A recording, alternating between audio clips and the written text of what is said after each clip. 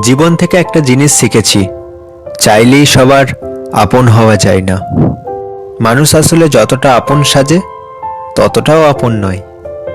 হাসতে নিজে শেখো, কারণ কাঁদতে তো সবাই শিখিয়ে দেবে। তোমার ভালোবাসাটা মিথ্যে হলেও অভিনয়টা কিন্তু পারফেক্ট ছিল। নীরবতা অনেক কথা বলে, যা বোঝার ক্ষমতা সবার থাকে না। একবার বিশ্বাস ভেঙে গেলে সরি কোনো কাজে আসে না। অনুভূতিটা আমার একান্ত চলে যাওয়ার কারণ তোমার ব্যক্তিগত।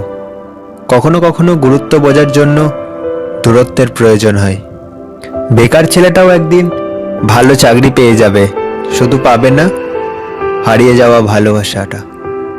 একা থাকতে শেখো বন্ধু, কষ্ট কমে যাবে অনেক। জীবনের একটা গল্প লিখতে বসলাম, দুঃখগুলো লেখা শেষ, কিন্তু যখনই সুখ লিখতে যাব ঠিক তখনই কলমের কালি শেষ। এটাই জীবন। সকলে বরং রঙিন দেখুক, হৃদয় থাকে না ক্ষত। আগুন দিলেই পুড়বে না হয় রং মশালের মতো। মানুষের কিসের এত অহংকার, যার শুরু এক ফোঁটা রক্তে আর শেষ হলো মৃত্তিকায়। পারফেক্ট কাউকে চাই না, বিশ্বাস করা যায় এমন একজন হলেই হবে। তুমি আসবে বলে তাই আমি স্বপ্ন দেখে যাই। যে কথা বলি বলে মূল্যহীন ভেব না, পেয়ে গেছে সে নতুন ঠিকানা, তাই আর যোগাযোগ হয় না।